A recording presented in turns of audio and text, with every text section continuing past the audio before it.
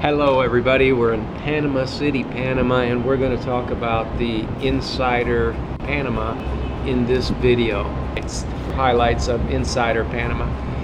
Okay, and the fifth highlight of Panama City, Panama, and Panama in general is the food. We're going to cover the food from the aspect of someone that cares about their health and the availability of natural foods and that kind of thing. If that's not of interest to you, then this won't apply to you. Now, the food, a couple things. When you come to Panama, you will notice the stores are very modern, they're shiny and bright, and they're new, and everything looks great when you first walked into the store. But then you start noticing in every store you go to, there's a similar MO. One of the things is that most of the products, there's no variation, like in the milks, all the same brands of milks in different stores. And so if you can't find a product in one store, you go to the other store and they have the same exact brands. And you go to the next store, same thing. Now, just a quick note, this is not a bash Panama video. I think I explained it in the beginning what we're doing here. So, I mean, there's a lot of things to like about Panama.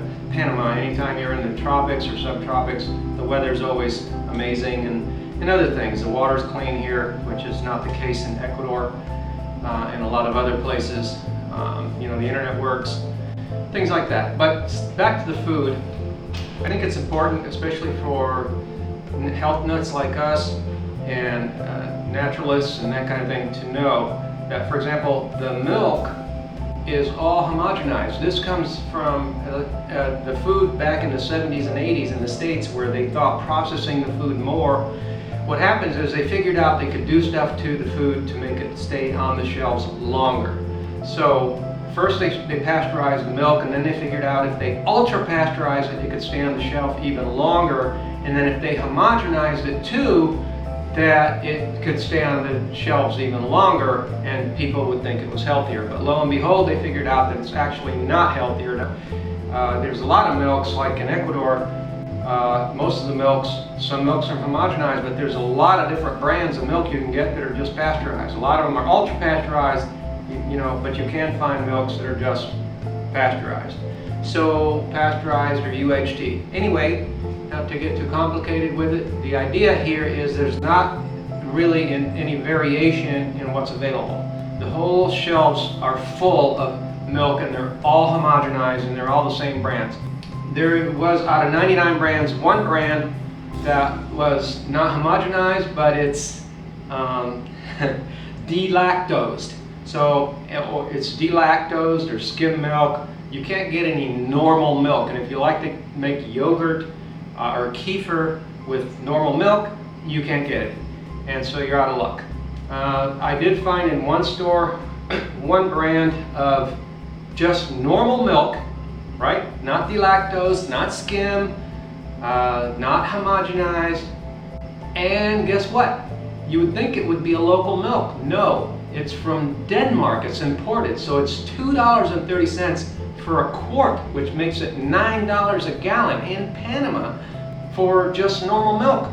And not only that, because it's normal milk, it doesn't, I don't know, it probably doesn't sell very fast at $2.30 for a quart when all the other milks are $1 cheaper. And so they freeze it. So this milk is frozen. Now, you've probably never tried this, because I know I never froze milk. I had no reason to. But the store has to keep it on the shelf. And since it's normal milk and it's not ultra pasteurized and homogenized, it won't stay on the shelf. It's in the cooler. So they freeze it in order for it to stay on the shelf. And so if you've never tried frozen milk, you're in for a great surprise. Freezing milk, it does something to it. It separates the liquid from the solids, and it just becomes a whole other product. And so just when you thought that, oh, I'm going to get some normal milk, but okay, well, I have to pay a lot more for it, $9 a gallon, when you take it home, you find out, well, you overpaid for it, but you didn't really get any normal milk anyway. And good luck making kefir with that too.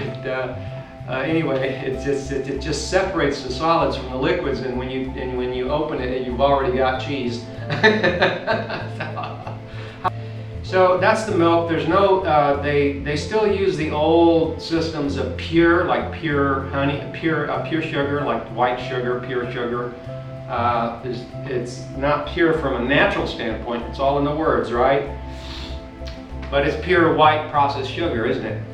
100%. And so the thing with honey, pure honey, but it's all processed. There's no raw honey anywhere.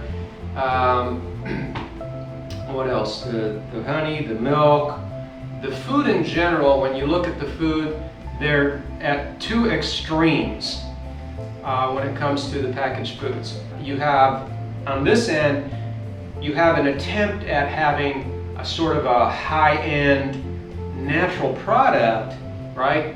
Like, say, chia seeds. Chia seeds are in a fancy package, and they're, guess what? They're from the States, but they're originally from Ecuador, but they're shipped to the States, and they're repackaged in the States, and then they're shipped back to, believe it or not, to Panama, and they're like $15, which is crazy, because this stuff grows in the Andes.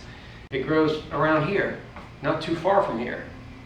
And then they have things like natural jelly, which has no sugar in it. And again, it's just a small vial, and it's imported from France. Again, imported.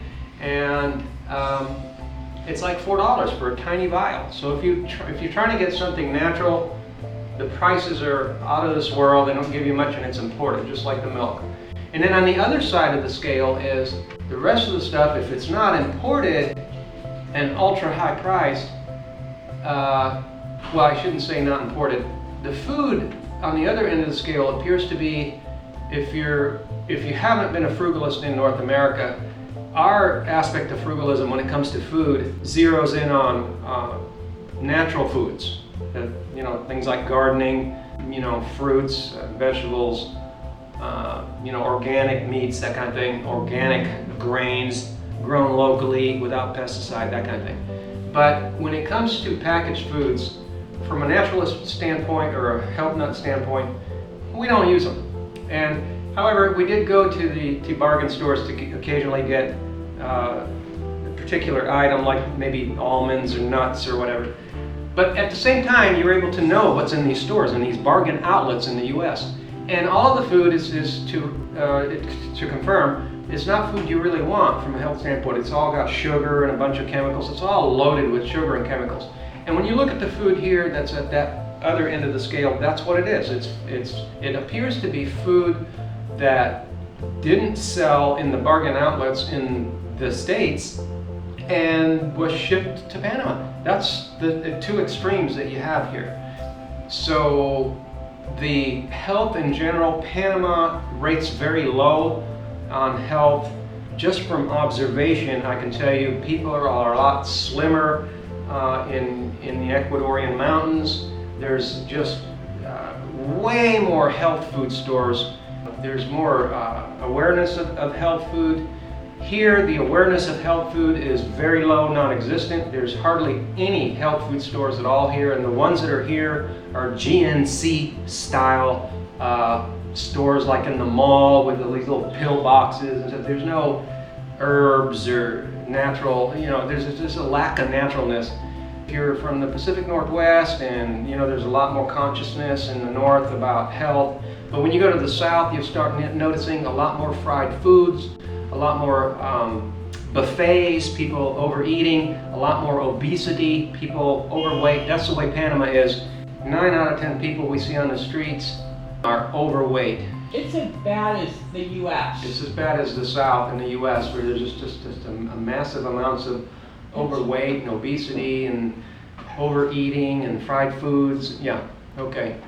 So from a standpoint of going shopping, when you go shopping, again, you're wowed by all these new stores, and they're clean and shiny and they look great, but if you're looking for specific items that you're used to getting, you're out of luck here in Panama. And if you're a health nut, be warned. This is the part about the food cost that I talk about. This is the part about availability.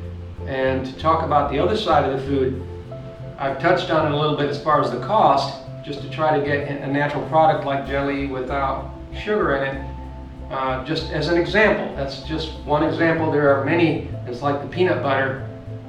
You know, they'll do things like put a little bit of coconut oil in it and then price it at $6, $7, $8 just dollars for something that in the States would go for $2. But let me show you also, this is a tropical country, and in the States when we first moved to the South, we thought, well, this is the South, there's a lot more growing seasons, the produce should be cheaper. But when you go to the store, the produce was actually more expensive because it was getting trucked from California and Florida. And this is the problem with centralization of produce, which is a whole other subject of food. I'll show you what I'm talking about. This cabbage, I had the pleasure to talk to the people in the produce section here in Panama City, and this is over $3, about $3.50 is the average on these. It's not very big. This is the price I paid in the States for this. So even though you're coming to a tropical country, you're paying United States prices on produce or more. A lot of the stuff is even higher than that. So the produce guy tells me that this is actually a Panamanian product. This is grown in Panama. So why is it $3.50? U.S. household income in Panama is nowhere near U.S. household income. So why are prices the same as the U.S. on this produce? And the answer to that is something I've mentioned in another video, is that the people that come here, generally speaking, are from New York and big city America, mostly a lot of New York. That's what the store managers told me, is that their clientele is New Yorkers.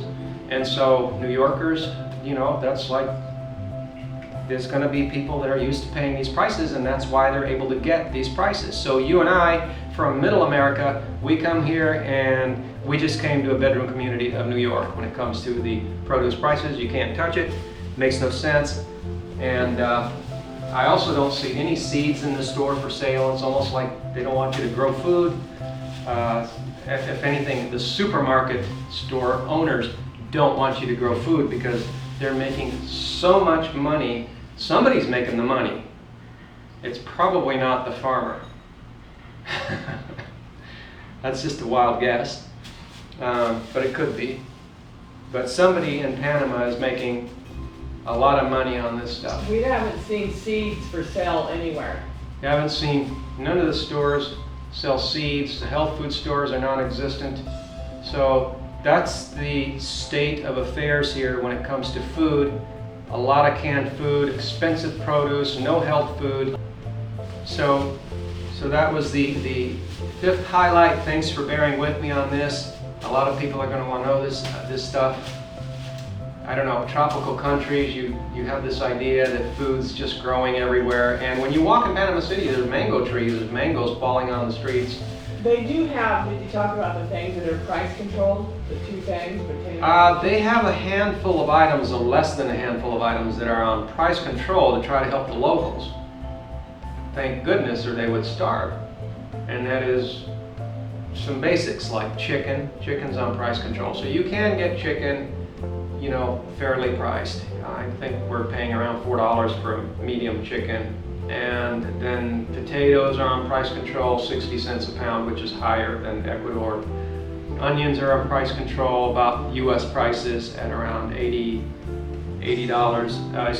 cents a pound. I've only noticed about 3 or 4 items, I don't recall. They're just staples, just rice. Rice might be, I didn't check rice, I haven't been eating rice lately. But I didn't check the price of that. So, okay, and that's the state of affairs. There are a few things that are moderate to low priced, and one of them seems to be bananas at around 45 cents a pound. We're in the tropics and we're in banana country and such, and so there are a couple of items like that that are not too bad, but when it comes to some of this other stuff, it's ridiculously priced. So, and the rest of this video is in the patron only section on the Patreon. Thank you very much, Patreon supporters. See ya.